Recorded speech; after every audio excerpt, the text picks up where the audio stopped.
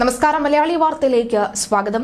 കർണാടകയിൽ Malayali nursing വിദ്യാർത്ഥിനിയെ hostel മുറിയിൽ മരിച്ച നിലയിൽ കണ്ടെത്തിയ സംഭവത്തിൽ ആരോപണവുമായി കുടുംബവും ബന്ധുക്കളും. കർണാടക രാമനഗരിയിലെ ദയാനന്ദ സാഗർ കോളേജിലെ 1ാം വർഷ BSc നഴ്സിംഗ് വിദ്യാർത്ഥിയായ അനാമിക എന്ന 19 വയസ്സുകാരിയാണ് മരിച്ചത്. ഹോസ്റ്റൽ മുറിയിൽ തൂങ്ങി മരിച്ച നിലയിലാണ് കണ്ടെത്തിയത്. സംഭവത്തിൽ ഹരോഹളി പോലീസ് അന്വേഷണം ആരംഭിച്ചിട്ടുണ്ട്. സംഭവത്തിൽ കോളേജ് മാനേജ്മെന്റിനും പ്രിൻസിപ്പലിനുമെതിരെയാണ് പെൺകുട്ടിയുടെ കുടുംബം ബന്ധുക്കളും രംഗത്തെത്തിയത്. പ്രിൻസിപ്പാളിന്റെയും കോളേജ് മാനേജ്മെന്റിന്റെയും നിരന്തര മാനസിക പീഡനം മൂലമാണ് കണ്ണൂർ മുഴപ്പിലങ്ങാട് സ്വദേശിനി അനാമിക ആത്മഹത്യ ചെയ്തത് എന്ന് സഹപാഠികളും ബന്ധുക്കളും ആരോപിച്ചു. കോളേജ് മാനേജ്മെന്റിന്റെ മാനസിക പീഡനമാണ് ആത്മഹത്യ കാരണമെന്ന് അനാമികയുടെ സഹപാഠികൾ പറയുന്നു.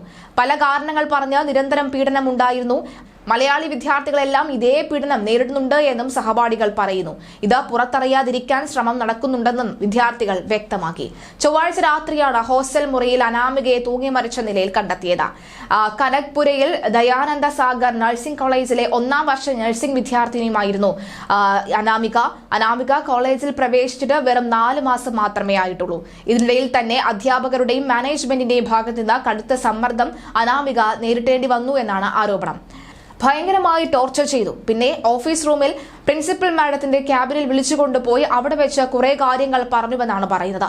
അനാമിക എന്നോട് വന്ന് സംസാരിച്ചിരുന്നു. ഇനി നീ പഠിച്ചിട്ട് കാര്യമില്ല, എത്ര പഠിച്ചാലും പാസ്സാക്കാതെ ഫെയിലാക്കിയ അവിടെ തന്നെ ഇരുത്തുമെന്നാണ് പറഞ്ഞത് എന്നും അനാമികയുടെ സുഹൃത്ത് പറയുന്നു. ഹോസ്റ്റൽ മുറിയിൽ 2 ആത്മഹത്യാ കുറിപ്പുകൾ അനാമിക എഴുതി വെച്ചിരുന്നു എന്നാണ് സഹപാഠികൾ പറയുന്നത്. എന്നാൽ ഇതിലൊന്നിൽ മാനേജ്മെന്റ് മാറ്റിയെന്നും സഹപാഠികൾ ആരോപിക്കുന്നു. അനാമികയുടെ മരണത്തിന് പിന്നാലെ വലിയ പ്രതിഷേധമാണ് കോളേജിൽ നടന്നത്. ഇന്റേണൽ പരീക്ഷയ്ക്കിടെ അനാമികയുടെ കയ്യിൽ മൊബൈൽ ഫോൺ കണ്ടെന്നും അത് കോപ്പി അടിക്കാൻ കൊണ്ടുവന്നതാണ് എന്നും ഡീൻ പറഞ്ഞുവെന്നും സഹപാഠികൾ ആരോപിക്കുന്നു. ഇതേ തുടർന്ന് കോളേജിൽ വരേണ്ട എന്ന് അനാമികയോട് പറഞ്ഞതും സഹപാഠികൾ കൂട്ടിച്ചേർത്തു. എന്നാൽ ആരോപണങ്ങൾ കോളേജ് അധികൃതർ നിഷേധിച്ചിട്ടുണ്ട്.